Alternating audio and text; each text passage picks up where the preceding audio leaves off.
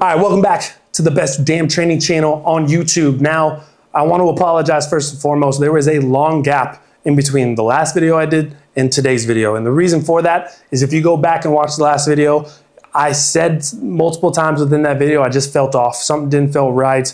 Times were a little bit slower and couldn't really put my finger on it. Well, the very next day, I had a fever of about 100 degrees and I kept that fever for 3-4 days. Started going down a little bit by Friday of last week and then kind of bumped back into feeling normal around Sunday, Monday. So the sickness was there, and that's probably why I felt like trash on Monday's session last week. So what I'm doing is I'm redoing week 5 of the Summer of Speed program. I did the sprint session that I did last week yesterday. Everything felt fine. So I went into the weight room and did my normal session for week 5, which was trap bar deadlift. I did a variation of RDLs and then some split squat jumps today, and everything felt amazing. So we're back on track. We're continuing week 5. We're just moving that week 1 week later because of the sickness. Like hindsight being 2020, having this happen on week 5 was probably one of the better situations because it's the first week of the training block and it's easy to kind of just bump that back another week and redo it and make sure you feel good going into the rest of the training block. And then I'll catch back up to where I'm supposed to be by probably abbreviating the deload week for this training block and going straight into the next one, which shouldn't be too drastic of a difference from overall what I had planned for the training session. But audio was all jacked up in the weight room today, so I don't have any audio clips for the session. I can show you guys what I was doing with the trap bar deadlifts, the RDLs, and the split squats. One thing I'm doing now is I have a velocity tracker on the barbell for the trap bar deadlifts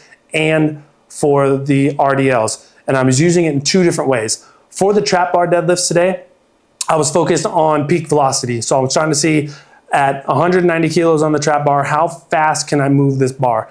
And average across the board for the 4 sets that I did was right around like low to mid 2s, so like 2.1 to 2.4 meters per second on a lot of these repetitions. The highest rep that I got was a 3.15 meter per second on one of my reps towards the, I think it was on set 3 or set 4 on the trap bar deadlift. So that number there came out of nowhere. And right around that 3.15 was like a 2.9 and a 2.8. So it went like 2.9, 3.15, 2.8, something like that. So that set there moved pretty explosively. Now I'll go into more depth about the velocity tracker and how I'm going to be using this to kind of dictate my training. But the biggest thing that I noticed from it, just from measuring things out, is the competition side of things. Is like me seeing the numbers be there and wanting to beat that. So you'll see in these clips that I have the phone right in front of me because visually I want to see that number and see if I can't beat that on the next rep. And that was really fun to have that. So if anything, it creates competition within yourself, especially if you train alone. Having a just metric that you can see and go, I can beat that on the next rep, or I can beat that on the next set, or whatever it might be, I think is a huge value of the velocity tracking just off the get-go.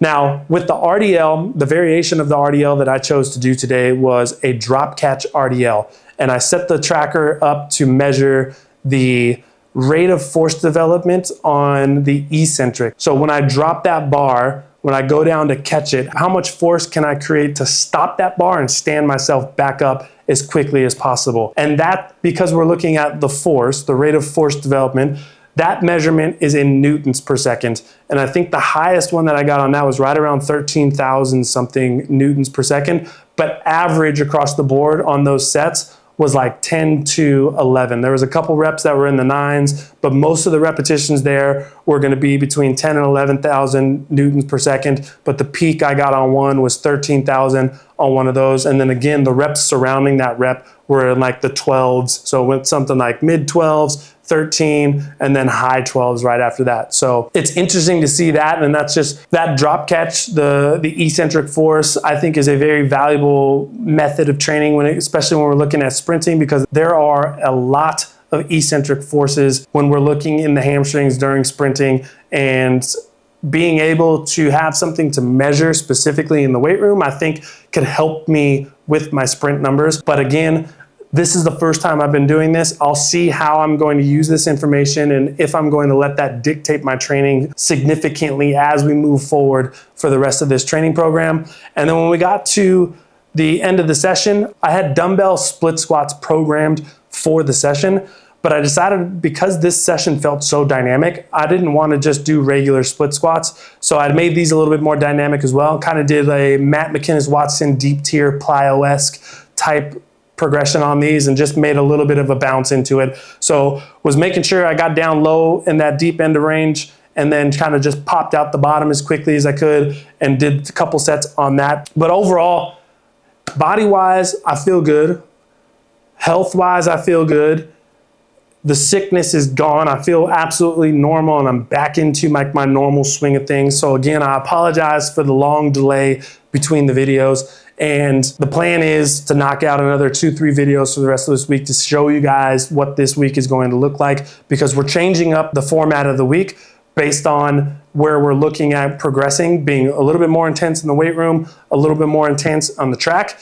So we're taking those sessions and we're separating them and not doing sprinting and lifting in the same days anymore. And I'll explain that a little bit more as we get into the rest of the training week. But I appreciate y'all for watching. Make sure to like, make sure to subscribe. Matter of fact, as we are here right now, I'm looking at the subscriber count, and we have hit exactly 9,000 subscribers, which is insane. Because I think about a year and a half ago, almost 2 years ago, we were right, like barely above 2,000 subscribers when I really started putting effort into YouTube. So I appreciate you guys for being here. If you like what you see, subscribe. I got something cool planned for 10,000 subscribers, so we can be able to get you guys some more training programs and some more free stuff. So other than that, I'll catch you on the next one.